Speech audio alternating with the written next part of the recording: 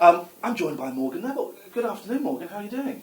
Doing just fine. Slightly jet lagged, but otherwise fine. When did you get into the UK? Thursday night. So, but the LFF... And this is Monday morning now. Yes. Monday afternoon. I'm jet lagged. Monday afternoon. Yeah, You've I've had been a running busy around. weekend. I've had 2 films in the LFF. And the London Film Festival has actually been, I think, the #1 film festival for me in my career. I've had 11 films in this film festival. All right, mate, don't show off.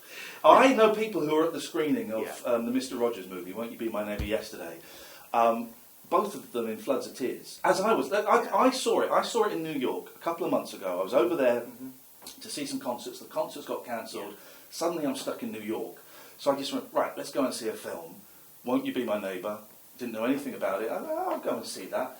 Man alive, I loved it. I have not been so moved by a film for years and years. Why did you make it?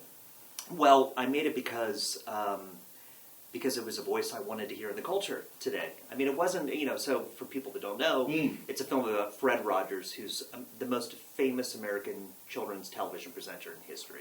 So he's incredibly famous in America. Nobody knows who he is outside of America. No, he's great. He's great. But he was kind of an odd character, and you kind of wonder what he was and, what his motives were. But he turns out to be actually one of the most inspirational people you could imagine. I mean, he was somebody who was like a champion of civility and kindness. It sounds kind of cheesy. Manners. It doesn't sound very sexy if you say, but it's what I call radical kindness. Yeah. This idea that we can actually be good to each other. And this day and age, it's like this antidote to the moment we're in. Let's get this out of the way, because the British, as you know, Britain, this will be mentioned, Britain has a very tricky history with its children's entertainment. It turns out that some of them were great and some of them were horrible. And so I'm watching this film, knowing very little about him. I was aware of the cardigan image and the spoofs, but very little. Yeah. And I'm waiting for the punch to the guts. And it turned out he was a sex criminal.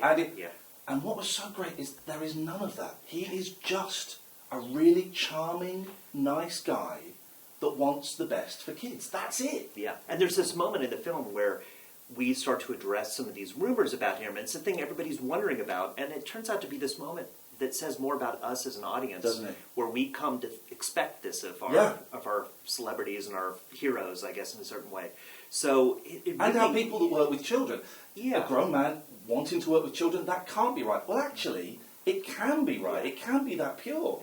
Exactly. And so the real tension in the movie comes between him and the world, who doesn't necessarily care. Does the world care about kindness anymore?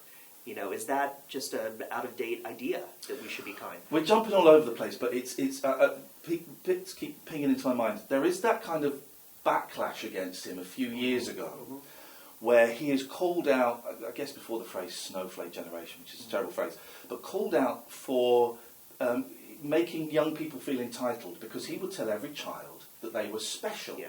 And there was a weird kind of backlash that had a go at him for that. Yeah, and I think part of it was, was like a really facile critique that actually completely missed the point of what he was doing. I mean, one of the things he would say is, you are special, but what I think he meant that in kind of a Christian sense, that we each have inherent worth, and we're each worthy of love and being loved, which is a different thing than saying we're entitled to feel a sense of ownership over things. It's kind of the opposite. In a world where a lot of kids don't experience love and are told they're worthless, to just let them know it's okay to feel some measure of self-respect is really what he was saying. Interesting, he has a very strong Christian upbringing. He's a minister, or he trains to be a minister. And he was a minister. He was a minister, and I guess it's a Christian message that he's putting across, but it's kind of the message of any faith that just love and be kind. Well, yeah, and absolutely. I mean, he was a Presbyterian minister, but he studied all the world's religions. So he actually studied Catholicism, he learned Hebrew and studied Judaism, he studied Buddhism and Islam. And what he did and what he took from all those religions were kind of the common humanist values that most of the world's religions have, which is pretty much the playbook of how you should treat other people. It's the most kind of fundamentally basic ideas of what it means to be he would say a good neighbor, but to be to be somebody who was there for other people and how we live together in our world. Yeah. And it's something that people don't advocate for. And there isn't, you wouldn't watch his show, certainly not the bits that are represented in the film, and think, oh, this is a show about Jesus Christ. You know, it's not, it's not. He never Christian, mentioned it. Never. Never mentioned God once on the Wow. show. And he didn't want a child to feel excluded if they weren't Christian. So it wasn't about that. It was about the underlying morality that came out of his faith and out of most faiths. So in that way, it's fundamentally that these values, which many people would think of as progressive or liberal, are actually deeply theological in that way. And I think that's kind of the debate that I think is interesting to have about, you know, what does it mean to be a good Christian, a good citizen? You know, it's these essential values that I think most people would agree are worthy, yet nobody seems to practice. Because they're not cool. And they don't, as you said, they don't sound sexy. Well, and you don't get votes and you don't get eyeballs doing it too. I tell you, there were two bits in it. Well, the one bit where the film turned for me and I thought, oh, this guy's a genius, actually a genius, was the clip, I guess, from 68, 69, after Bobby Kennedy has been shot. And the puppet turns to the human lady and says, what does assassination mean? Oh, man! I sank back in my chair. That's a powerful thing. And he used what was essentially a show for 2 to 6-year-olds to help explain, as well as, you know, fun, nice things, explain big issues that would be in the news or they would hear their parents talking about. I mean, he dealt with war, civil rights, I mean, all these issues, I mean, on and on, AIDS, nuclear holocaust, I mean, all these very heavy issues in the show for young kids.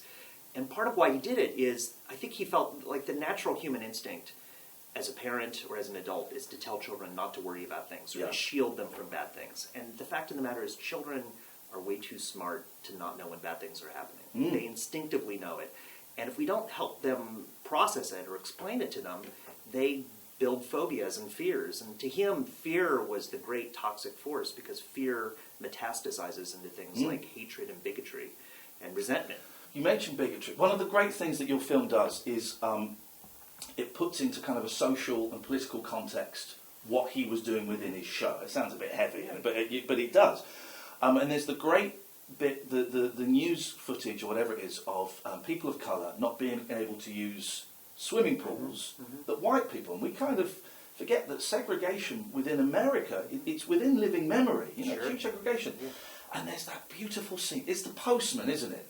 He's the policeman. The policeman, sorry. Officer Clemens. That's it. And Mr. Rogers is sat there with his feet in a paddling pool, and a person of colour comes along. Mr. Clemens, can I? That looks good. Can I put my feet? Sure, put your feet in my paddling. It's beautiful. So simple and beautiful. No, and it's the kind of thing he did in these very subtle ways. When we talk about these big ideas and these heavy issues, he dealt with them in such a slight, gentle way that if you weren't paying close attention, you might not notice it. But when you look at it and think about it, you understand what he's modeling. He's saying it's okay to do this. It's okay to think of people of any race or ability as completely normal. And in a world now with Trump and with Brexit, when everybody's being kind of torn apart, there is one side and there is the other side. There's very little in the middle. I feel like we need more of this, man. We need more people to go out and go, do you know what? It's all right to get on with people of different colour and different faiths and different sexualities. It's all right. And we don't really have anyone doing that. We don't. I mean, the thing is, we built this culture, and you know, we discussed this other film I made, Best of Enemies, about these debates in the 60s, which led to kind of the news pundit world of today where everybody's arguing against one another.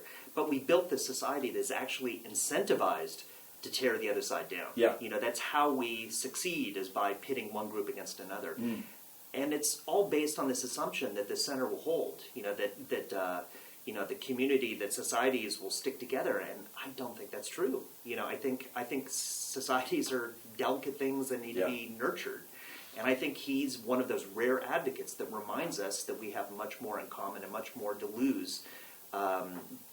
If we lose the community we have together, then what everybody else is saying. Well, a lot of news TV, a lot of news radio, a lot of my peers, it is, we will get one extreme view from this side, you know, I hate Muslims, and we'll get another extreme view saying, you know, we should become, and they will pit them against them, instead of just either, you know, not talking about that, or just having a chat about it. And it's tiring, it's dated, and it causes division. Well, and it's that, you know, people are playing off of our human nature. Our human nature is, it's a lot easier to motivate people through fear than love. Yeah. But that doesn't mean that should be the opinion that wins. That's not right. That's just what's effective. So I think we need to embrace the other thing as much as we can. What did Mr. Rogers mean to you as a kid? I'm assuming you watched him growing up. I loved him as a child, but he was just a really nice guy on TV that I liked. I had no sense of these other layers that were going on. He was just somebody that was kind of teaching me how to be a person and how to treat other people. But it was all, my relationship with him predates my memory. It's back to my earliest years. So it was all kind of foggy, and coming back around to it as an adult, I suddenly realized what was there all along. So why did you a lot of your film, well, all of your documentaries, they are about stories. They're really good stories. 20 Feet from Stardom, The Best of Enemies, the Keith Richards. They're all about really interesting stories. What made you choose this story? What was it you thought, there's a 2-hour movie in this?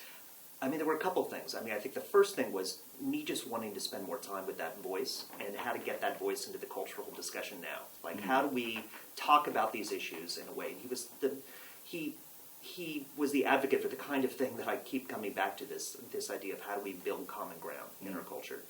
But the other thing, when I was really saying, well, is there enough here to make a 2-hour movie?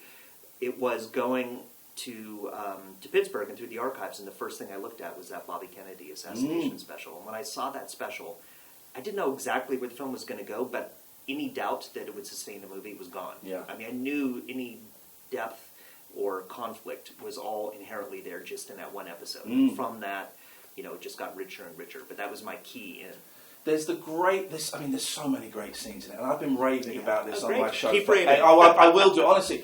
Everyone I know that has seen it, and it's a few people now, have all said they've come out wanting to do better. Wanting to, I came out thinking, I want to make my show better and more caring. My sister was in floods of tears yesterday, texting me saying, I want to be a better person. That seems to be the overriding effect that it's having. Well, because the film is really, in many ways, a mirror. Because it's what Fred Rogers did. I think so much of what we get from media and from politics is people trying to give you easy answers or wrap it up in a bow. And the fact of the matter is everything's kind of messy. And I think what he did was always ask questions and say, what are you going to do? What's your moral responsibility here? And I think that's what I tried to do with the film, is really put it back on the audience and make people ask tough questions. There's the great scene where he is defending... Now, you'll have to explain this slightly, because American television is a strange thing for me.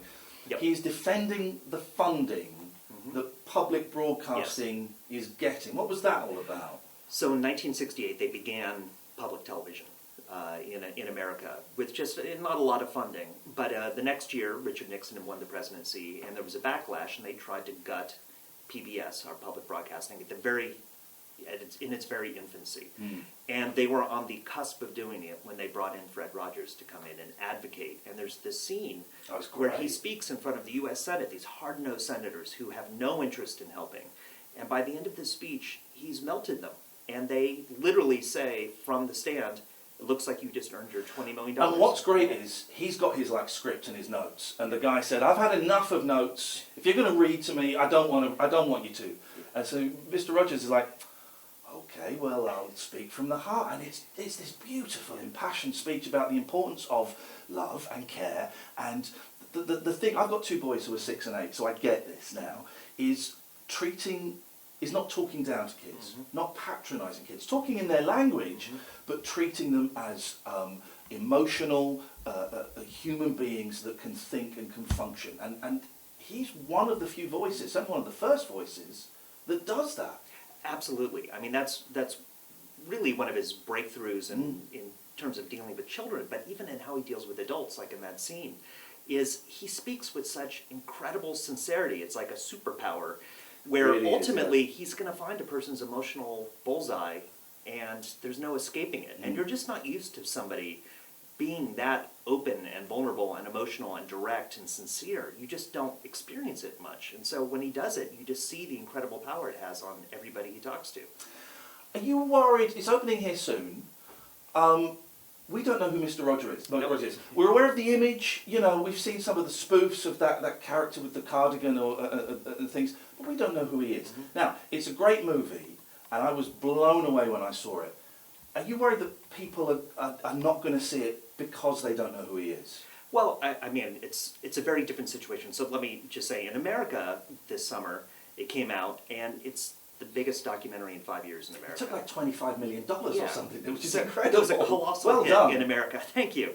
And so it's interesting coming to England, where nobody has any idea, but I've screened it for enough people here that connect with the film, as you suggest.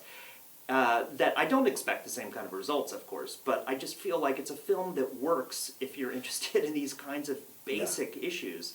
And it's a very moving film. I mean, I think that's kind of the main thing that people have talked about seeing it in the States, is that it's a film that moves you not with sadness, but with goodness. And that, in a way, is the most moving thing of all.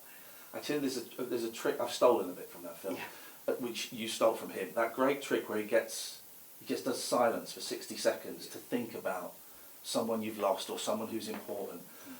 And I'm a big fan of silence on the radio because it's the most powerful tool I've got, the silence. But for someone to do that on a TV show, on a kids' TV show, that's incredibly brave to do, and a really powerful trick. We've done it a couple of times after seeing the movie. Oh, that's it's great. a powerful trick, isn't it? It is, and it's because silence is almost, forbidden in broadcast media. And the idea that, one time he said, "Do you want to know how long a minute is, kids?" And he takes out an egg timer, and they sit there for 60 seconds and just wait. Yeah. And it's that sense of silence. I mean, now we talk about ideas of slow culture or mindfulness or emotional maturity. We have names for these things, but he was doing them 50 years ago. But just the sense of taking space to actually contemplate things and process things is hugely important. It's actually hugely important to human development. But he understood that, and it's something we just don't get enough of. And well done you've put it in the movie, because there is that wonderful bit where most of the contributors sit there silently for 60 seconds and it ends, and it's really powerful. And some of them are in tears and some are thinking of their mums, but it's a great moment. Yeah, well, thank you. And because part of what it does, again, I think, is it asks the audience to do the same. So it's trying to engage you in the same kind of idea, that this isn't about us, it's about you. And that we all have to make our own decisions, because we each have our own special person that meant something to us in that way, or maybe more than one. So, yeah, to me, that was kind of one of those fantastic breakthroughs that happened in making the film. I get the feeling that he was disappointed towards the end of his life with the world. There's that, incredible moment where he's asked back on TV to talk about 9/11. And it seems for the first time he doesn't actually know what to say, because he's so upset by how, obviously it was a horrific event, but he seems genuinely shocked by how horrible and mean people can be. With the end of his life, was he disappointed, do you think? I think he was grappling with these issues of, what do you do with things that are so overwhelmingly terrible? But at the same time, people would say to him, and I heard him say this, they'd say, well, oh, this evil thing happened. And he would say, don't say that. Like, I don't believe in good and evil. It's not useful. It's not useful to think in those terms. And even when he finally gathers enough energy to speak about 9/11, and he does this incredible kind of public service announcement to process it, he names all the things we should keep in our hearts and our minds. And the last three things he talks about are faith and pardon and love. And you think about those, who else was talking about pardon in the immediate aftermath of 9/11? Oh, it was burning spears, it was fists raised, it's let's go and kill. That stuck out as being an incredible moment. Yeah, and I think those three things, I keep coming back to this, the sense of faith or trust or whatever that means to you, of love and of pardon, of understanding, essentially, is something we don't have nearly enough in our culture. And, that's something, when I come back to what would he think about this, I come back to those three things. What's next? Have you got another project? Are you constant? Because your back catalogue is incredible. You've done some great movies. I don't want to blow smoke up your ass, but are you constantly? You've got 3 or 4 ideas on the go at the same time. I do, and I just finished this other film about Orson Welles that's coming out on Netflix in a couple of weeks, called "They'll Love Me When I'm Dead." So I just finished 2 films, so I'm taking a slight breather. No, you're not. You're not. You're going to dive straight in. I have some TV shows I'm working on now, but I'm trying to decide what the next film is. But it'll come soon, I'm sure. Listen, Won't You Be My Neighbour? It's so beautiful. Really, I enjoyed it way more than I was expecting to. Everyone I know who's seen it has been just blown away. you should be very proud of yourself. It's a great film. Congratulations. Thank you so much, and thanks for speaking out about it. Hey, thank you so much, man. Honestly, that film is That's stunning. Great. I Absolutely appreciate beautiful. you're such a fan of it. Thank you very much for doing it. I wish you the best of success. Yeah. No, it's been interesting to bring it over here and it's kind of fun. It's persuading people to make the commitment to see it. Once they see it, people are going to love it. It's just... I just want people to have some awareness of it, so that even if they don't get to see it in the theater, they'll catch up. It'll appear somewhere on TV or whatever. It's inspirational. I mean that sincerely. I came out thinking, man, I got to try harder. I mean, making that film, I said it was like 10 years worth of therapy in 1 year. Yeah, I got to process a whole lot, and it was great. It was very cost efficient. Thank you very much. Enjoy the rest of your time here. Safe travel back to the States, and it's lovely to meet you. Bless you. Thank you.